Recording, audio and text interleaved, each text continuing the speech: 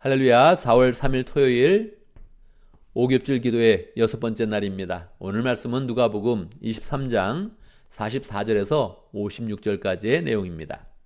오늘 말씀에서는 예수님께서 십자가 위에서 마지막 3시간의 시간을 보내시고 그리고 장례를 치르는 그런 내용이 전개되어져 있습니다.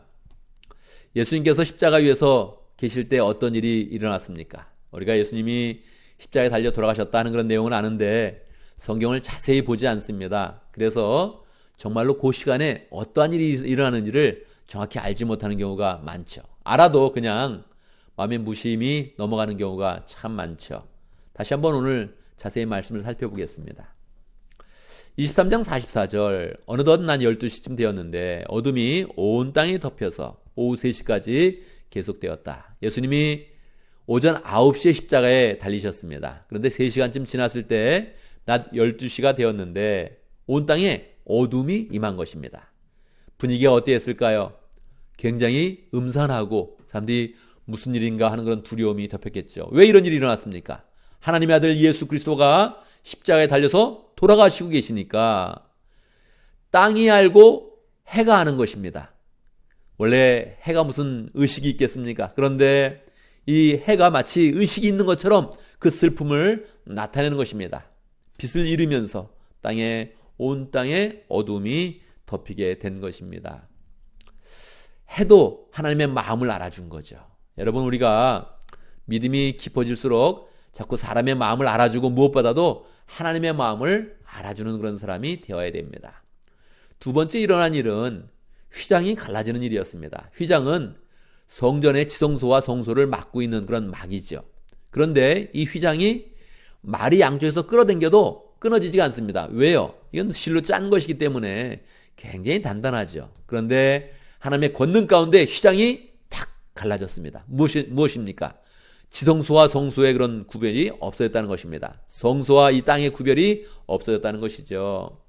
하나님은 늘 성전에만 계셨고 특별히 지성소에 계셨는데 예수님의 그런 사역을 통해서 모든 죄가 다 씻겨졌으니 이제 예수님께서 이 땅 가운데 마음대로 거하신다는 것입니다.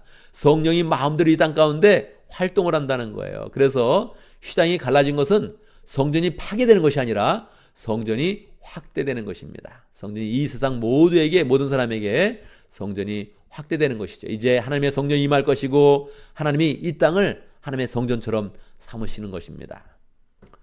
46절에 보면 예수님께서 이제 마지막 숨을 거두시면서 이제 하시는 그런 마지막 말씀이 기록되어져 있습니다. 아버지, 내 영혼을 아버지 손에 맡깁니다.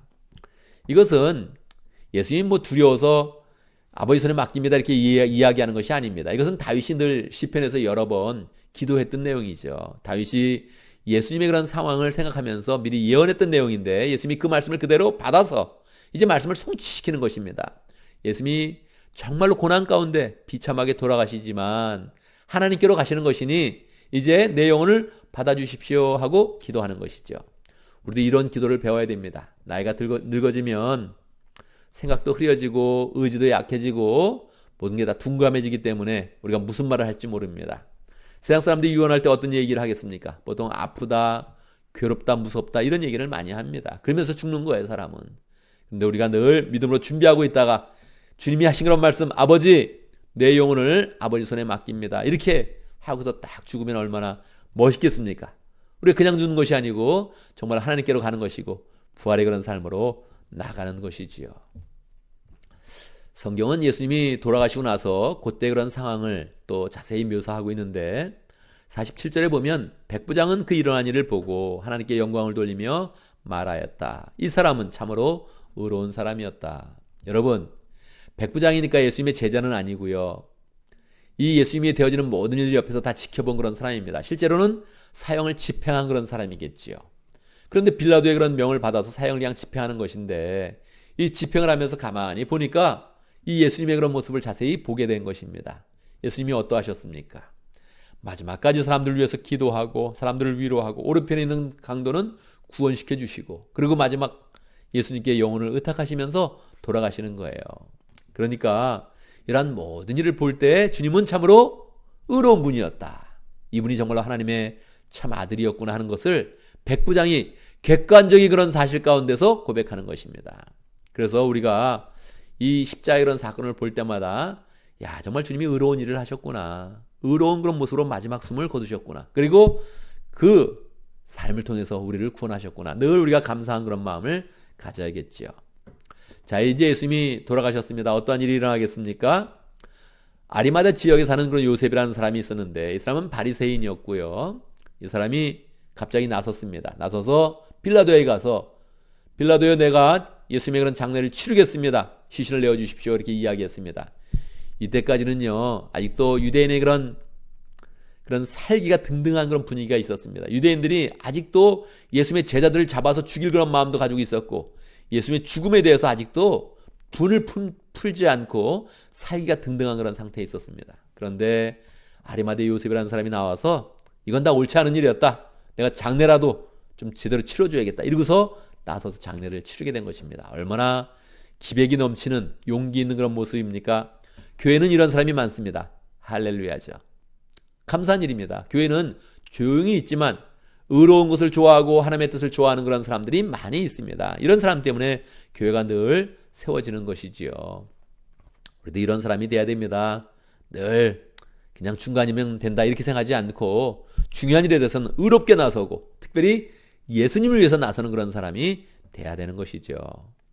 마지막으로 여인들이 모습이 나오는데 여인들은 이 모든 일을 보면서 슬퍼하고 이제 안식일날 하루 쉬고 주일이 되면 예수님의 그런 무덤을 찾아서 향료를 발라야지 하고서 믿음으로 준비하는 그런 사람들의 모습이 나타나고 있습니다. 여러분, 오늘 말씀을 보면서 우리는 부활절을 맞이하는 그런 자세를 잘 배우게 됩니다. 우리가 무엇보다도 하나님의 마음을 알아줘야겠다. 예수님이 고통을 받으셨는데 예수님의 고통을 알아주는 사람이 되어야겠다. 할렐루야.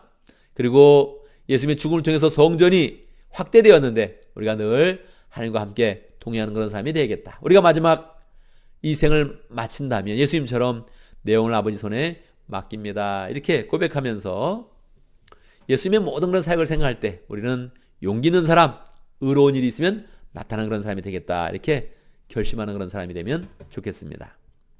여러분, 오늘 우리가 또 최영기 목사님 칼럼도 함께 또 살펴보게 되는데요.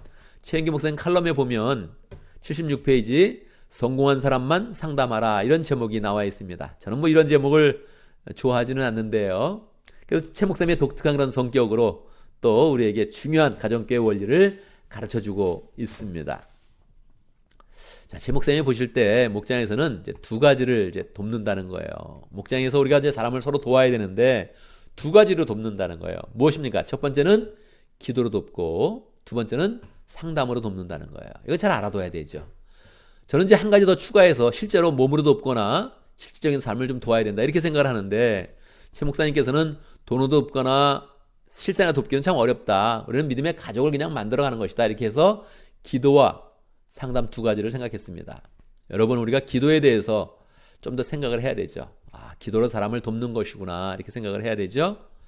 저도 삶 속에 많이 경험을 합니다. 참 기도는 강력한 그런 기도도 힘을 얻지만 어떨 때는 좀 기도가 어설퍼도 기도가 역사를 나타내죠. 제가 신장 결석이 있었을 때 처음에 수술을 받았는데도 불구하고 결석을 찾지 못했습니다. 그냥 뭐 애꿎은 수술만 했던 것이죠.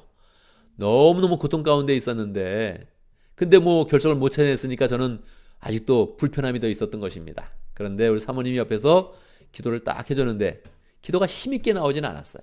조금은 이게 힘이 없다 어설프다 싶었어요. 왜냐면은 힘있게 그냥 나서 예수를 명하노니 병만 나을지어다 해야 되는데 우리 사모님도 아마 기도해서 결석이 나오겠나 이런 마음이 좀 있었던 것 같아요. 근데 기도하고 나서 몇 시간 만에 결석이 나왔습니다. 수술로도 찾지 못한 게 그냥 기도로 그냥 딱 나오게 된 거예요. 정말 강렬했죠. 이번에 제가 갑자기 또 신장 결석이 또 생겨서 갑자기 응급실을 가야 되나 막 그러면서 새벽에 고민을 했습니다. 그런데 사모님이 잠깐 일어나게 된 거죠. 저는 막 그냥 부활절은 어떻게 할 것이냐, 새벽 기도는 어떻게 할 것이냐, 오겹줄 기도에 어떻게 할 것이냐 하면서 여러 가지 생각들이 많았습니다. 부활절 아침에는 또 성찬식도 하기로 했는데 과연 어떻게 할 것이냐, 내가 응급실을 가서 그냥 수술을 받아야 될 것이냐 막 고민했을 때 우리 사모님이 일어나서 또 기도를 해줬습니다. 자다가 일어나서 기도했으니까 뭐 이 기도가 힘이 있지는 않았어요. 그냥 하나님의 긍휼을 구한 거죠.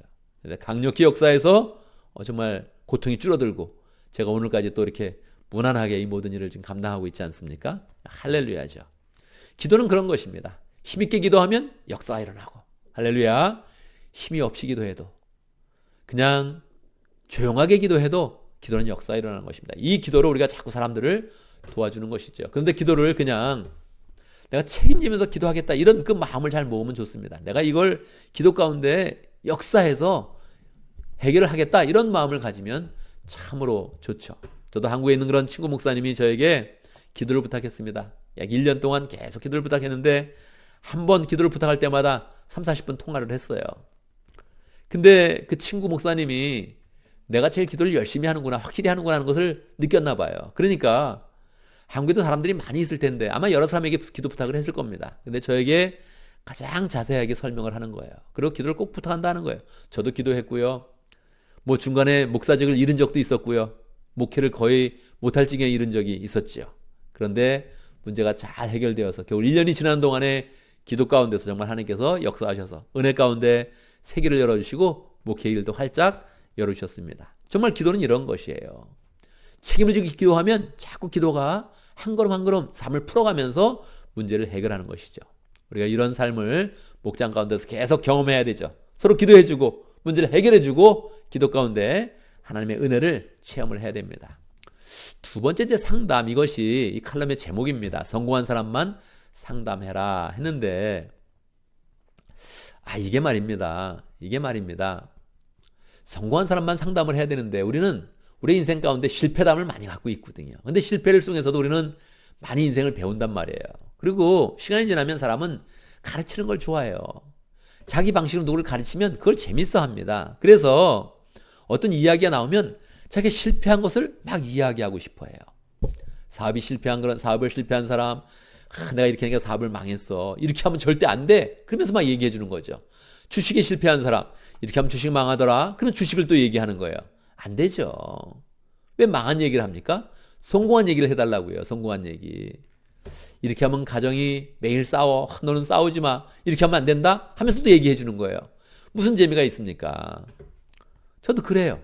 저도 보면 우리 부모님과 또 장모님 또 장인어른한테 가정에 대해서는 충고를 받지 못한 것 같아요. 왜 그렇습니까? 제가 더 행복하게 사니까 그러죠. 부모님 세대는 많이 싸웠잖아요. 우리 세대는 이제 안 싸우기 시작하는 그런 세대죠. 그러니까 싸운 사람은 행복한 사람한테 얘기를 못 해주는 거예요. 자, 이제 행복한 가정을 사는 그런 사람이 행복하게 가정을 사는 법을 이야기해 주는 거죠. 그러니까 모든 것은 성공한 사람이 이야기해 줘라. 이거 굉장히 중요한 그런 부분입니다. 최 목사님이 뭔가를 간파하신 거예요. 사람들이 실패했음에도 불구하고 얘기를 많이 하는구나. 그리고 실패한 쪽으로 얘기를 하면서 사람을 주의시키는구나. 효과 없다는 거예요. 성공한 것을 이야기해 주면서 정말 인생의 엑기스를 이야기해 주면서 그 속에서 하나님의 은혜를 경험하고 하나님이 성공하게 만든 것을 경험하면서 그것을 목장 가운데 나눠서 서로 도와주는 그런 관계가 되라. 이렇게 말씀하는 것입니다. 여러분, 인생 가운데 하나님의 도우심을 입고 은혜를 입고 축복을 많이 받아서 성공하는 경험을 많이 갖기 바랍니다. 그리고 그 경험을 목장 가운데 나누어서 은혜 가운데 목장이 잘 세워지고 믿음의 가족들이 잘 만들어지는 그런 경험을 하면 좋겠습니다. 오늘도 5겹줄로 나눠서 함께 기도하겠는데요. 제가 먼저 기도하고 함께 또 5겹줄로 나눠서 기도하도록 하겠습니다. 기도합니다. 우리 주님의 은혜를 찬양합니다. 십자가에서 마지막 3시간 또 하나님의 영광을 나타내시고 해와 달이 다 그 예수님의 고난을 알아주는데 사람이 알아주지 못하는 그런 상황 가운데서도 마지막까지 철저하게 구원의 사역을 다 이루신 예수님의 능력을 찬양합니다. 마지막에 성전을 또 확대시켜 주시고 휘장을 찢으셔서 우리 가운데 하나님의 은혜가 다 임할 수 있도록 역사하신 것 감사합니다. 하나님 아버지, 우리 예수님의 그런 고난을 우리가 잘 알아주는 그런 가운데 정말로 하나님의 마음을 헤아리고 고난에 깊이 들어가서 구원의 그 아침, 부활의 아침을 힘차게 맞이할 수 있도록 역사하여 주시옵소서. 특별히 아리마대 요셉처럼 중요한 그런 때에 교회를 위해서 나서고 예수님 위해서 나서는 사람 될 수 있도록 역사하여 주시옵소서. 마지막 우리 인생의 말도 내 영혼을 아버지께 부탁하나이다. 담대하게 이야기하고 이 세상을 떠날 수 있는 사람 될 수 있도록 축복하여 주시옵소서. 하나님, 우리 목장을 세워갈 때 기도와 또 상담으로 세워가는 것인데 우리의 삶 속에 늘 삶의 지혜를 주시고 하나님의 은혜를 많이 받는 그런 가운데 성공의 삶을 살게 해주시고 성공한 삶을 나누는 가운데 목장을 잘 세워가고 사람들을 도와갈 수 있도록 역사해 주시옵소서. 기도를 통해서 하나님이 역사하시는 거 더 많이 경험할 수 있도록 주님께서 축복하여 주시옵소서. 오늘 오깁절 기도 6째 날을 맞이했습니다. 오늘 하루 주님과 동행할 수 있도록 역사하시고 내일 아침 부활의 아침을 힘있게 맞이할 수 있도록 축복하여 주시옵소서. 예수님의 이름으로 기도드리옵나이다. 아멘.